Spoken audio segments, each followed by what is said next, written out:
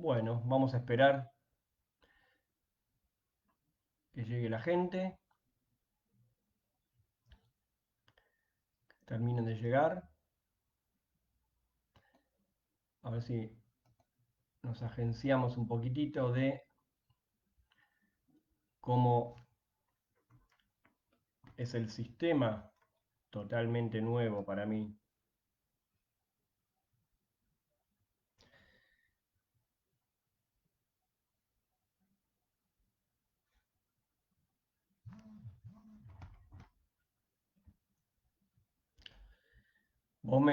Hola Selva, veo que me pones un hola, ¿vos me escuchás? ¿Me ves?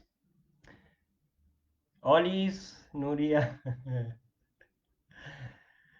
Daniela, hola, ¿cómo estás? ¿Cómo están? ¿Me escuchan? Necesitaría una confirmación de si me escuchan perfecto, si me ven perfecto y estas cuestiones. ¿Mm?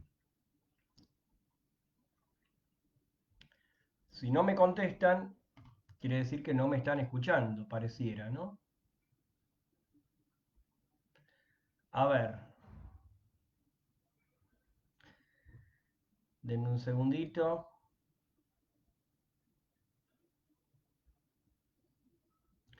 Sí, perfecto, dice. Bien, bien, bien. Se me escucha, se me ve. Bárbaro. Vamos a esperar, si les parece, un par de minutitos más. Exactamente, unida con la tacita de Silvia. Esta es Silvia y yo, una amiga que estamos bailando, me regaló la tacita con la foto. Bueno, bueno, bárbaro. Me escuchan y me ven re bien. Perfecto. Bueno, esperamos un par de minutitos, ¿les parece?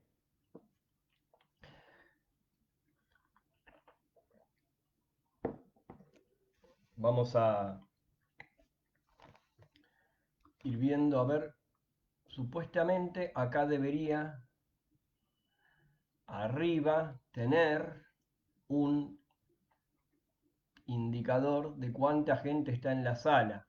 Yo me estoy enterando en este momento nada más que por los mensajes. Seguramente debe haber algo que no estoy viendo, pero bueno, ¿sí?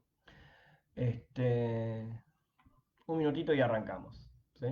Son, sí, son y uno, está bien, 1 o 2 minutitos.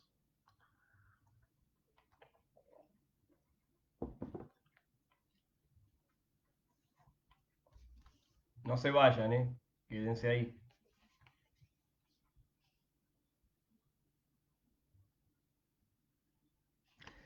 Bien.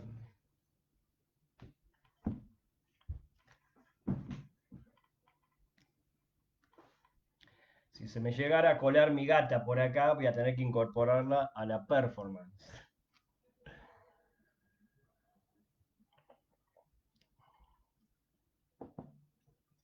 Bueno.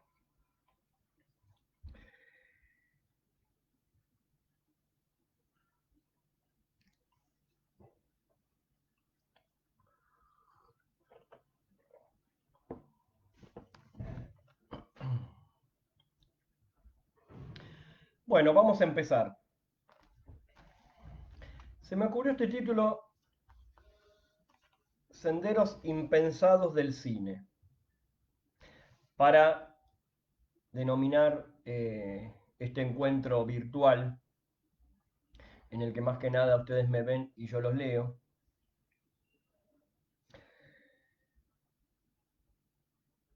Porque esto tiene que ver en gran medida con mi historia.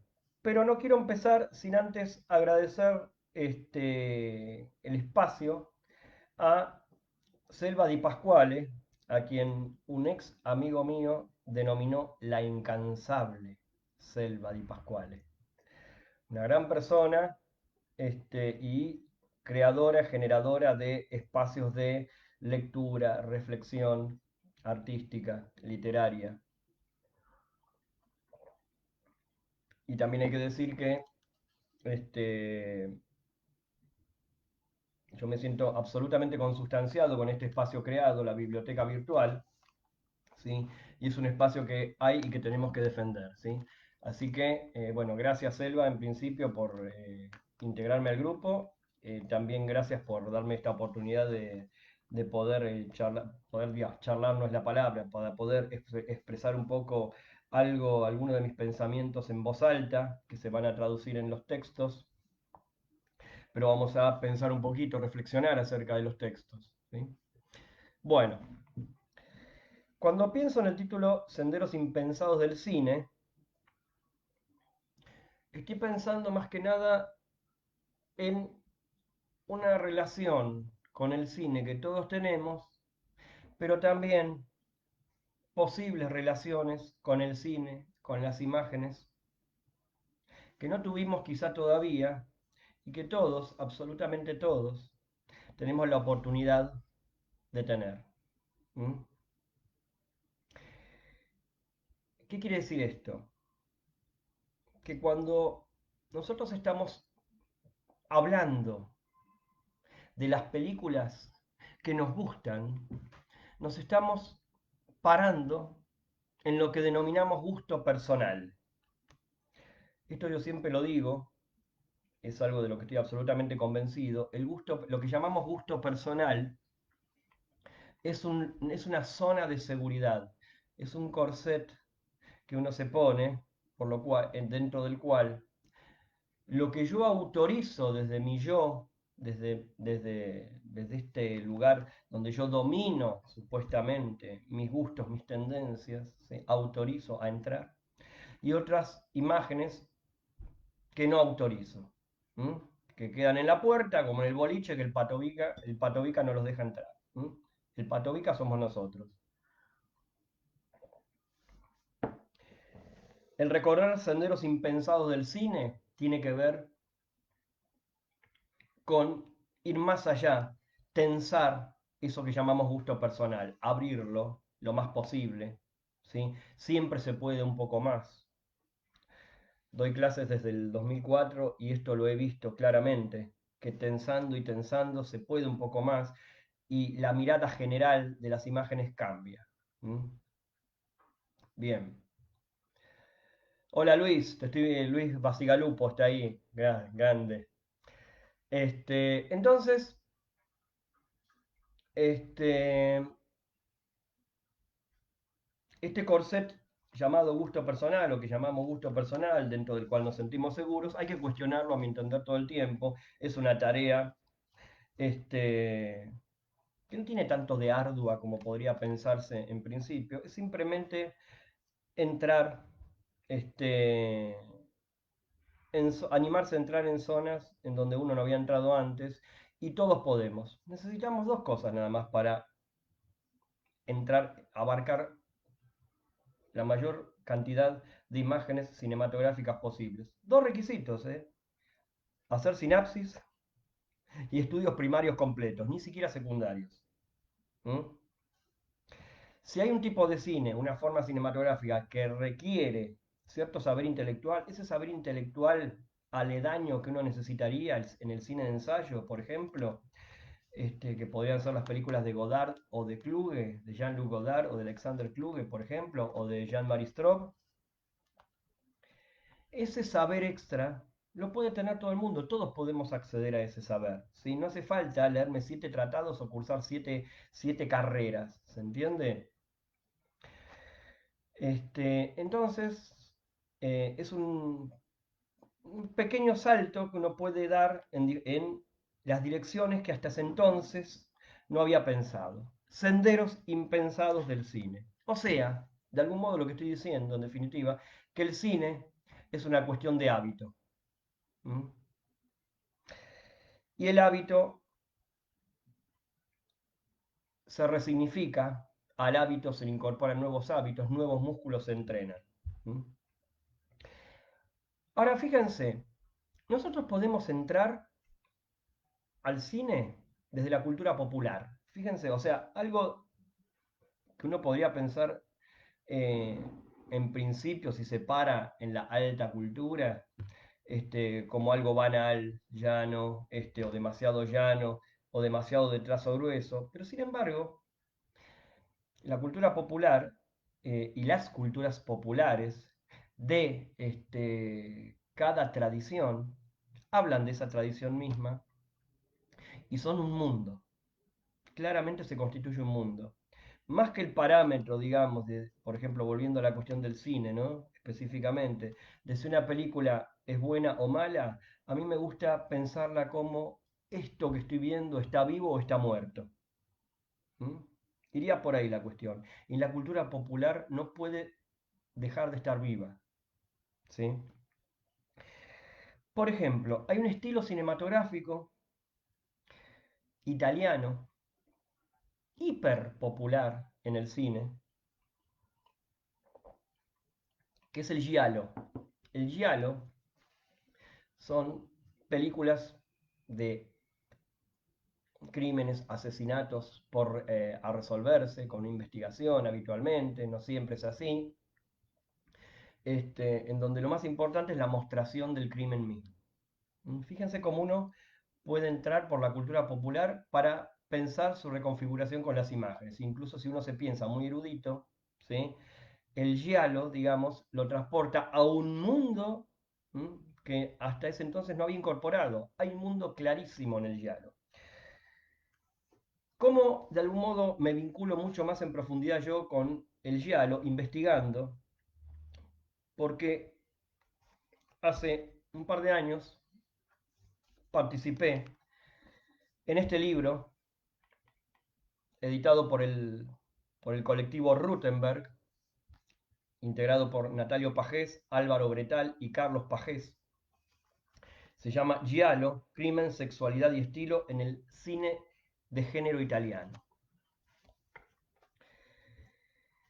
Un texto a mi cargo, por el cual, de una zona por la que me interesó entrar al giallo, para que se den una idea, autores paradigmáticos del giallo, Darío Argento y Mario Bava, ¿sí?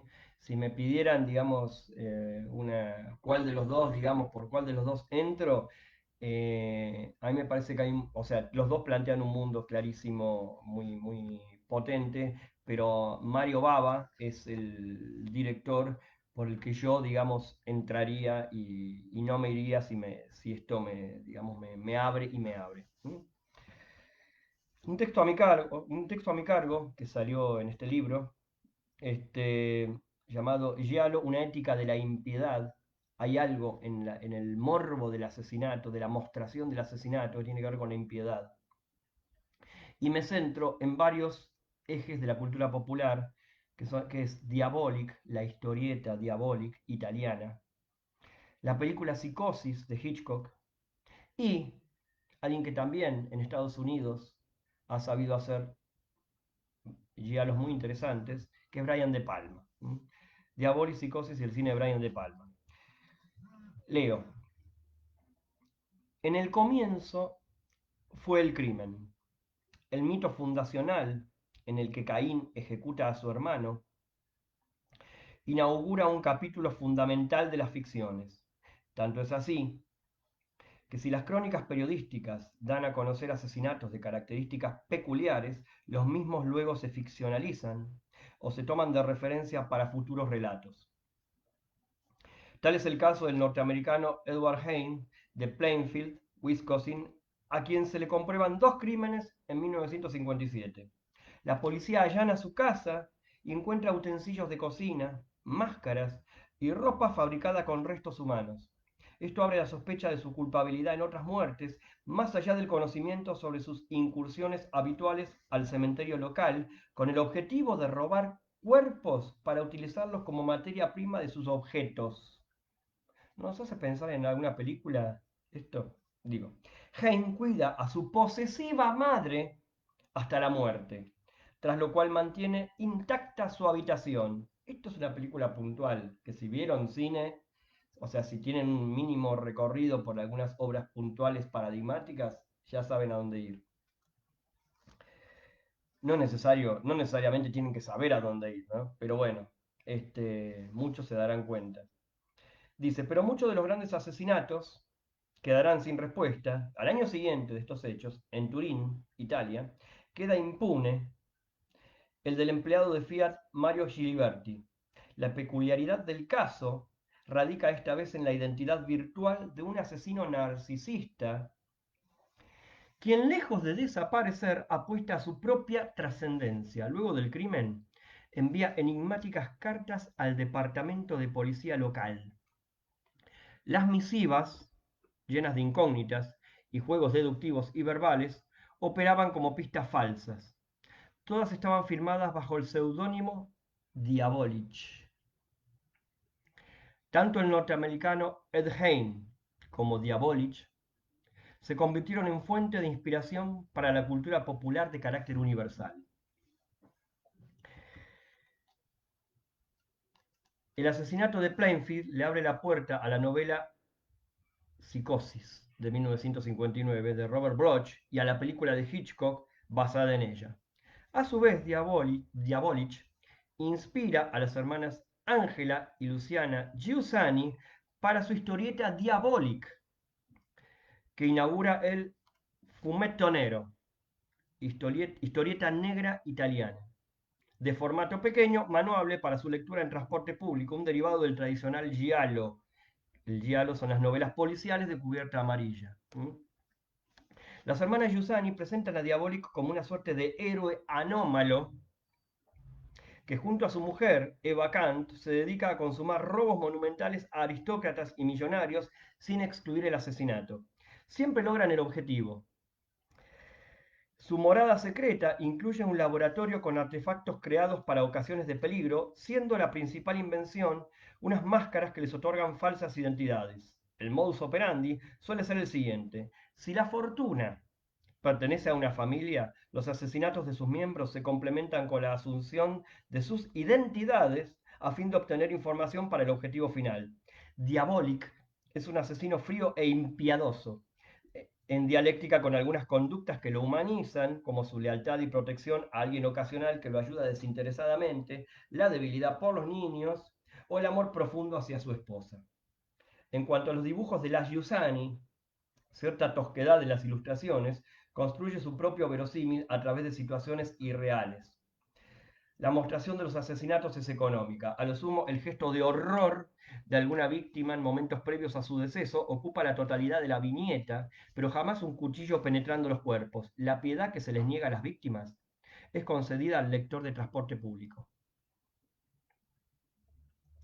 Otro camino parece sugerir Psicosis, de 1960, fábula moral de Alfred Hitchcock, en la cual asistimos a un extraordinario trabajo con la figura del doble en dos aspectos. La más comentada se devela al final, con la confluencia del hijo y su progenitora en el mismo cuerpo. Pero otra posibilidad más sutil es la que sitúa a la madre como doble de Marion Crane. Los anhelos de esta última se hacen presentes desde la primera escena de la película. Esta burguesa corriente, como la definió Hitchcock, le reprocha a su amante en una habitación de hotel: Sam, detesto tener que vernos en un lugar así. Esta es la última vez que nos vemos en secreto. Podemos vernos, cenar juntos, pero de forma respetable. En mi casa, con la foto de mi madre en el manto de la chimenea y con mi hermana ayudándome a freír un gran bistec para 3 personas. Más adelante, ya instalada en el motel donde hallará la muerte, escucha desde su ventana los retos de la anciana a su hijo. No traerás jovencitas a casa a cenar a la luz de las velas, supongo, de forma baja y erótica, como los hombres con mentes bajas y eróticas. Y después de cenar, ¿qué? ¿Música? ¿Susurros? Ve a decirle que no va a satisfacer su asqueroso apetito con mi comida ni con mi hijo. Asistimos acá a la misma moral media que atraviesa a ambos personajes. Desde el punto de vista de Marion, que escucha atentamente los gritos desde la ventana, y la diatriba moral de la madre se funde de forma sugerente con el rostro de Marion. La película se presenta como disparador de referencias, upa, de referencias y citas a través de los futuros años del cine. Pero un elemento marca la diferencia.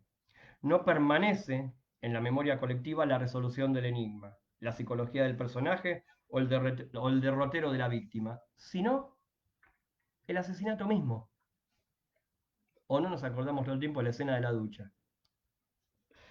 Un momento del cine cambia la concepción de las imágenes en el género, habiendo ocupado la filmación de esa escena una tercera parte del tiempo de rodaje de la película. En la vereda de enfrente de los pudorosos asesinatos, dibujados por las Giussani,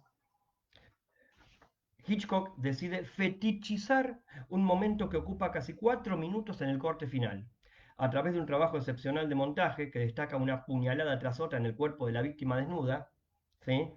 Se captura ese momento como capítulo autónomo no solo de la película, sino de la historia del cine. Mientras la sangre se desplaza por un cuerpo que lucha en vano, el ruido del cuchillo junto al grito de Marion y la ya famosa música incidental conforman un registro sonoro que condensa el clima en un momento único. La impiedosa moral de Hitchcock no deja lugar a Marion para arrepentirse del robo. Antes de que pueda reparar su delito, la castiga con el asesinato.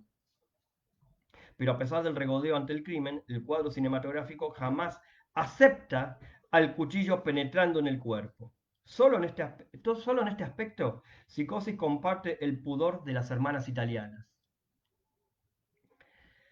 Dos formas del crimen, mostración pudorosa en la historieta italiana y regodeo exhibicionista en el director británico. La constante en ambos, la impiedad.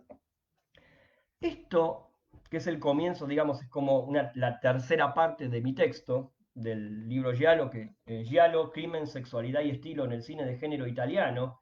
Si buscan al colectivo Rutenberg, a la editorial de ellos mismos, editorial Rutenberg, lo ubican, lo encuentran, los recomiendo especialmente. Hay muchos textos muy ricos para pensar el tema. Uno entra al pensamiento de las imágenes por medio de la cultura popular, ¿sí? Hitchcock tenía una pata en cada lado, en la cultura popular, y también le estaba hablando a otro público, que ese otro público no es necesariamente otra persona, puede ser esa misma persona que consume cultura popular, ¿sí? En tanto nos pensamos como espectadores, cuando nosotros estamos viendo un género o estilo determinado, yo me tengo que sentar en el asiento de ese género o estilo determinado, no en el asiento de otra cosa, porque si no lo voy a criticar siempre. ¿Se entiende? Si yo veo Giallo, no le puedo pedir que sea Godard o a la inversa. Bien, entonces entramos vía la cultura popular, para que se den una idea, quienes me conocen bien lo saben. Yo he visto muchísimas, y hasta hace muy poco, y no sé si no veré alguna más, telenovelas completas en mi vida. Telenovelas argentinas que nadie puede negar que hay todo un mundo ahí. Bien, fíjense que la otra punta de lo que podemos pensar la cultura popular en principio como la alta cultura del cine es lo que se llama cine de ensayo, ¿sí? Yendo de una punta a la otra. Y acá, cine de ensayo en una línea sería este cine de Godard, de Jean-Luc Godard, o de Alexander Kluge, o de los Stroke que mencionaba antes, que integra registros eh, que no son solamente la historia lineal como podía pensarse en el giallo, ¿sí? Más allá de que el giallo está atravesado por un montón de otras cuestiones como vimos recién, sino que este otro sendero impensado, ¿sí? Al cual nos dirigimos ahora pensando en el cine de ensayo, integra elementos. Si yo antes no dejaba entrar la cultura popular, digo, quizá eh, por medio de sus relaciones, con sus vínculos, con otros formatos, otros lenguajes, primo hermano, ¿sí? Vasos comunicantes, que empiezan en un hecho real, ¿sí? Y después se ramifican culturalmente y se conservan en el imaginario. ¿Sí? El imaginario y anclan en tradiciones, ¿sí? Así como entramos por ahí, acá entramos con la incorporación extra de cuestiones políticas, históricas, sociales, eh, literarias, que quizás hasta ese entonces, algunos más, otros menos, o los mismos en una película más o en una película menos, habíamos o no entrado, ¿sí? Esta es una forma, digamos, de algún modo de esto que nosotros tendemos a demonizar, que es el googlear algo, ¿sí? Si tenemos tenemos una ventaja ahí, digamos, que tenemos más cosas al alcance de la mano, más allá de que hay que separar paja de trigo de cuál es la información fidedigna sobre algo.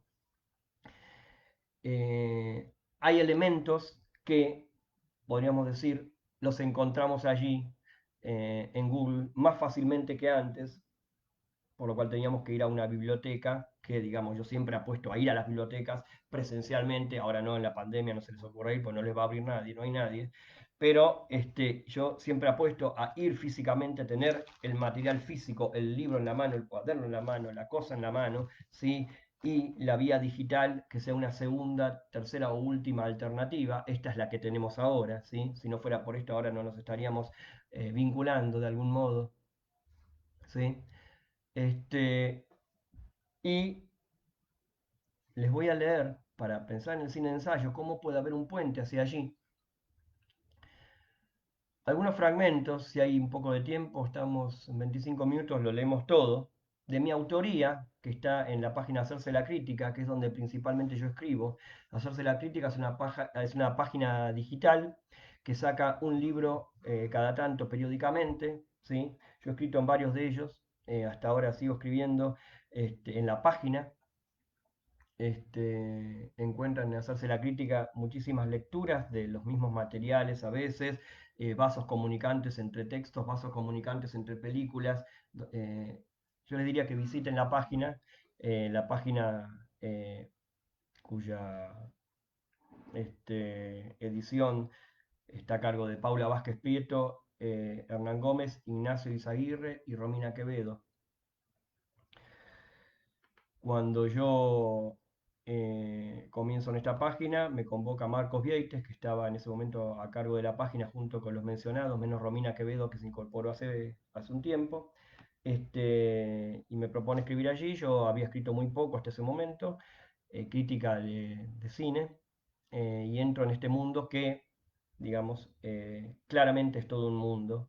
Y les quiero leer un texto que lo pueden encontrar entero en internet, que se llama Elogio del amor a Godard. ¿Mm?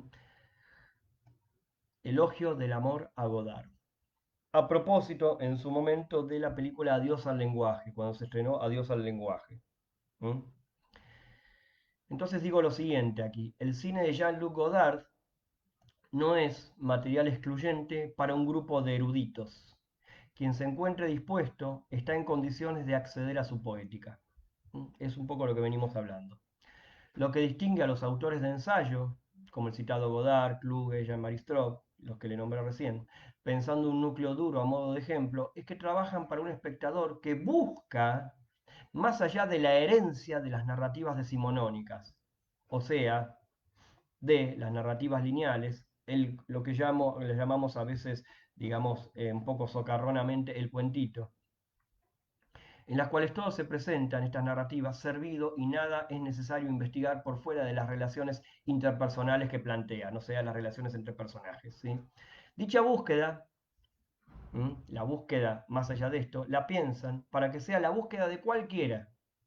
Encontramos en Godard recurrentes alusiones a las guerras mundiales, a la gran historia, con mayúscula, a las formas cinematográficas, a las películas mismas, a la pintura impresionista, por citar unos pocos tópicos. Pero la información extra que la experiencia de la película en cuestión requiere, en caso de que el espectador precise averiguarla, se encuentra a su alcance. Investigar, más allá del momento de la película, implica un violento, tan violento como necesario, reposicionamiento. ¿Cuál es la motivación para tal esfuerzo extra? Un entramado seductor concebido para contagiar a quien se encuentra dispuesto a construir por sus propios medios. Acá paro un poquito para hacer una aclaración. Cuando decimos construir por los propios medios del espectador, digo, el espectador completa lo que tiene delante, más allá de que siempre de algún modo es así, pero no es lo mismo cuando la pretensión de representación, como si estuviéramos emulando a la vida, representación, se vuelve a presentar algo que ya está en la vida, ¿sí? Lo único que tenemos que hacer es leer lo que ya está ahí. Pero en esta otra experiencia, en el construir, es construir con nuestros propios medios. Dice, le vuelvo sobre la oración anterior: un entramado seductor concebido para contagiar a quien se encuentra dispuesto a construir por sus propios medios, dejando de lado el hábito hacia los modos de género convencionales. Digo, dejarlo de lado mientras vemos Godard, mientras vemos Kluge, mientras vemos estos autores, no siempre, ¿sí? Lo más probable es que con visionados extra del material, vemos la película una vez, otra vez, las diferentes capas del universo Godard comiencen a presentarse más transparentes.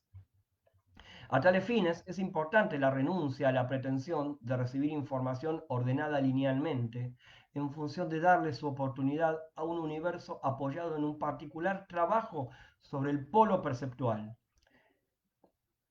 tipografías sobreimpresas sobre otras, lo que trabaja siempre Godard, información fugaz, la información aparece y no tenemos tanto tiempo de leerla racionalmente y pensar algo, se va enseguida. Por lo cual, quizá no es la información misma lo importante, sino su materialidad, su resonancia, y algo, aunque poco, suficiente para instalarse en alguna zona de la percepción, ¿sí? O sea, algo de todo eso queda en la percepción de uno, que da la coexistencia de registros visuales y sonoros y los falsos montajes. Entonces después, bueno, en este texto me adentro con ejemplos, una película, digo, muy didáctica para comprender el Godard de hoy, es la película Aquí en otro lugar, una película que recomiendo especialmente, de 1976, que fue concebida durante su etapa militante con el grupo Siga Berto, ¿sí? Bueno, acá sigo profundizando en el tema. Pero acá lo que quiero decirles, ya estando cerca del final, es que yendo de la cultura popular, inclusive Godard toma aspectos de la cultura popular, Alexander Kluge es clarísimo, gran director de ensayo, toma la cultura popular y no la demoniza, tiene algún aspecto, algunos acercamientos en la obra en donde ironiza mucho sobre los vínculos alienantes que a veces, en los cuales a veces uno cae con la cultura popular, ¿sí? Si es que se deja engrampar por eso y solamente por eso, ¿sí? Pero Kluge la ve como una materialidad también, en donde no la está demonizando. Hay que tenerlo en cuenta eso, ¿sí? Bueno, gente, les quiero agradecer, no veo intervenciones. ¿Sí? Quiero decir que están prestando atención o que se fueron o no sé, espero que estén ahí todavía. Y bueno, muchísimas gracias. Quiero darle las gracias nuevamente a Selva Di Pasquale, que me da la oportunidad de este espacio y de poder, digamos, clarificar un poco lo que suelo clarificar en el marco de mis clases desde el 2004 hasta ahora, ¿sí? En gran medida, lo que colabora en esto es la lectura, por un lado, teórica sobre cine, el visionado del material de películas, hay que ver cine, claramente, pero también y por sobre todas las cosas, los vínculos con los alumnos, en donde los alumnos, cuando están hablando, ahí hay una materialidad en la intervención de los alumnos, en tanto y en cuanto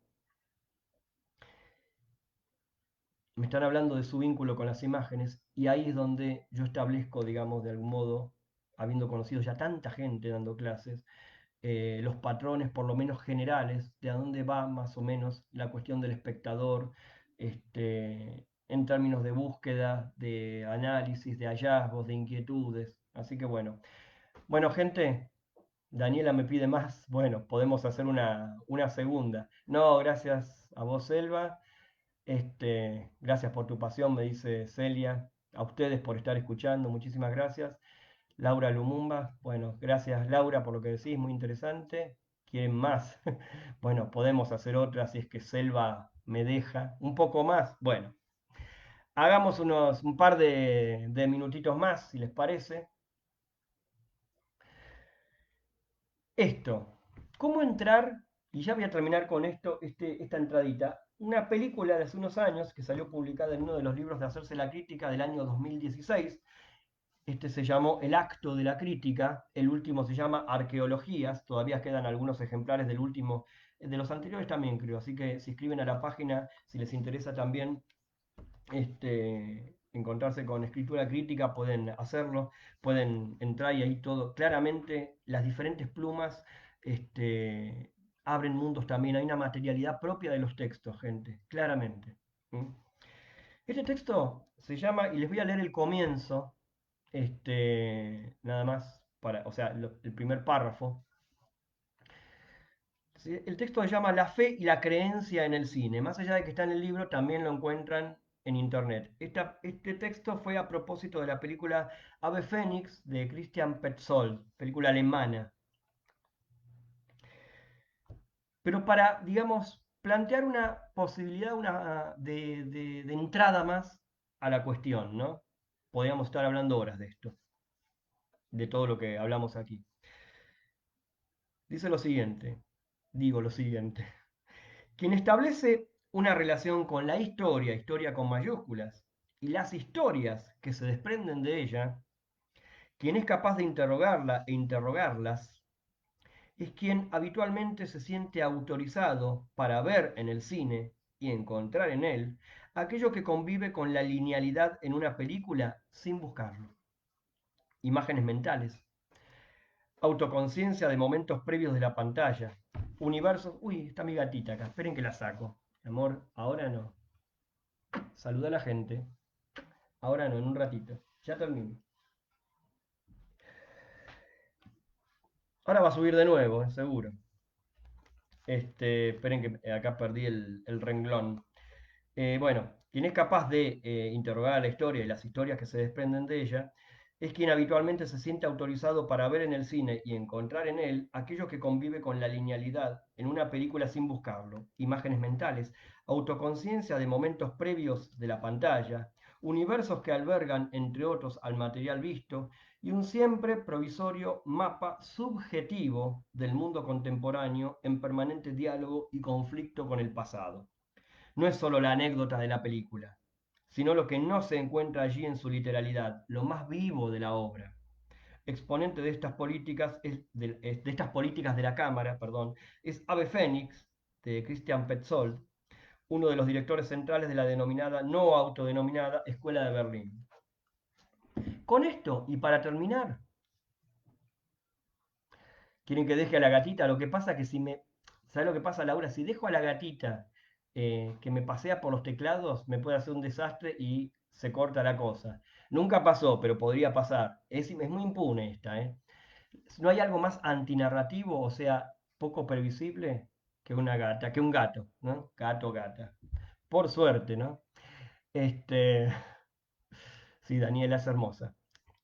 Este párrafo leído fragmentariamente gracias a Eva, mi gata, eh, da cuenta de lo siguiente, no es la linealidad de la película el demonio, ¿sí? No hay que demonizar a las narraciones lineales.